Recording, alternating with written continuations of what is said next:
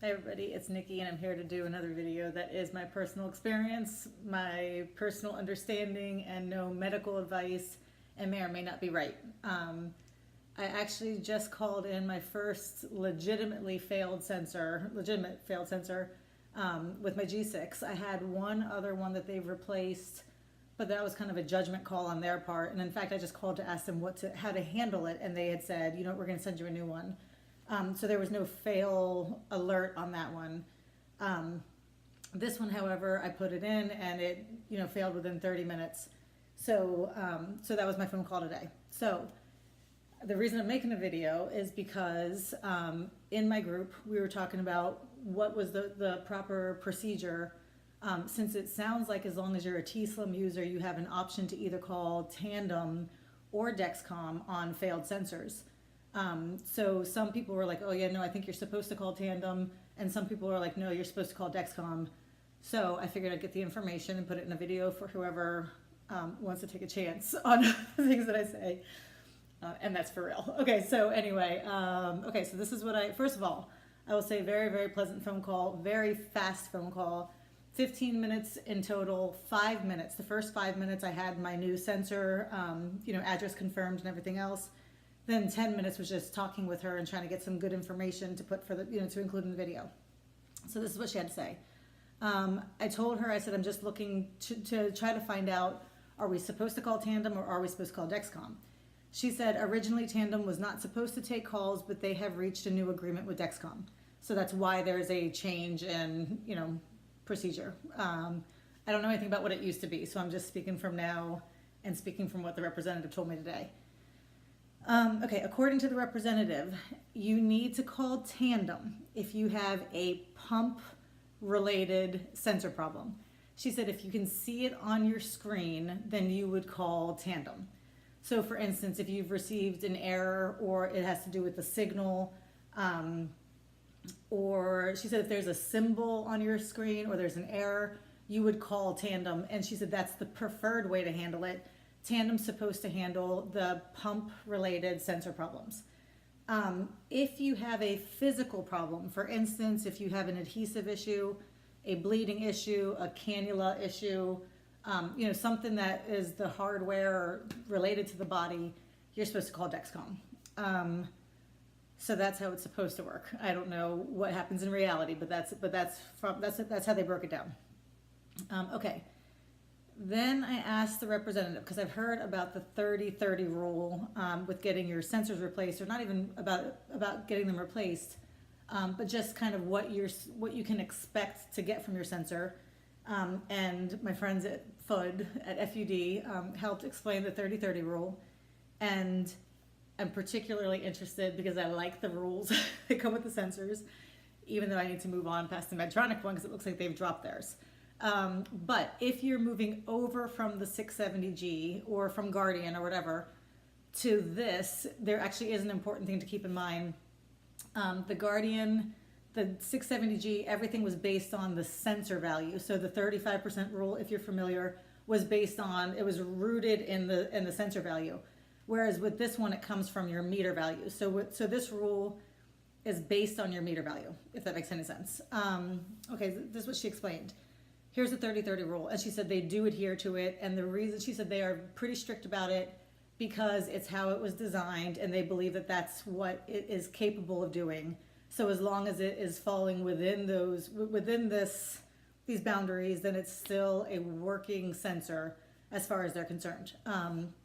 So here it is, 30-30 rule. If your blood glucose meter reads less than 70, your CGM is supposed to be within 30 points of your BG. So if it's less than 70, your sensor reading is supposed to be within 30 points of it. If your blood glucose meter reads 70 or above, your CGM is supposed to read within 30% of your BG meter. So if it's a 71 or if it's a 70, it's supposed to, your sensor value is supposed to be within 30% of that. As long as, she said, no matter how off it feels, as long as it fits in there, they would not replace the sensor. However, what she did say, and now we've kind of gotten more into, what can you do about it? What she said about accuracy. So she said, so if you're going along and you just feel like this is not as accurate as it could be, it also doesn't, it doesn't get a new sensor. She said, if it feels like it's just not quite as accurate as it should be, you can calibrate up to 3 times within, hold on a second, let me go back and make sure I get this right. You can calibrate up to, enter up to 3 calibrations 15 minutes apart, having tested within 5 minutes of each one of those calibrations. So basically what she's trying to say is you never want to just, calibrate. You never want to just go test once and then enter it 3 times in a row. She said they can be put in 15 minutes apart, but you want to actually make sure to test your finger each time to make sure you're giving it a good value. And those, of course, have to have been taken within 5 minutes of entering it into the pump.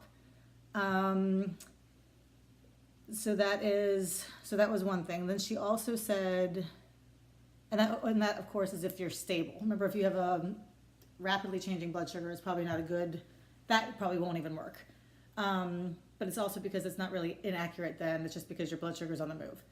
Okay, so she also said, when you calibrate, if you decide to calibrate, make sure there is a value on your pump screen. She said it's a big mistake people make. They have dashes on their pump screen. They give it their BG meter reading. It appears to be calibrating, she said, but it's not really doing anything. And she was like, so it doesn't count. So you do want to make sure that there is a new value on your screen. And if those things don't work and nothing happens, and you're outside of the 30-30 range, then they will replace. If you're inside, then they think that the sensor is working. Okay. About, this is gonna be a long video. Okay, about drop signals. She says, some drop signals are fine as long as they don't result in any kind of error message or alerts, such as invalid transmitter or transmitter fail. She said it's not uncommon for the G6 to drop a signal every now and then for a couple of minutes. She said that's perfectly okay. If you see frequent drops or your drops are 15 minutes or longer, she said if you just see a lot of these are occurring, or there's longer and they're messing with the basal IQ, call Tandem. As far as a few ideas to help with the signal, she said, 1, you can make sure that the pump is within line of the transmitter. She said just within 20 feet isn't enough. If there's something blocking, if there's something in between, then that could be causing a problem. So they have to make sure they're in line. Make sure your pump screen is facing away from your body. I thought that was interesting because I would never think to put my pump with the screen facing my body, but maybe some people do. I shouldn't knock it. And make sure your pump and transmitter are on the same side of your body. I hate to admit it, they are right now. But I do see some frequent drop signals. They are not very long at all, but I get these little pockets of them. And I do have a tendency to wear my pump on my left hip and my sensors on my right. So I think I'll try that. But getting there.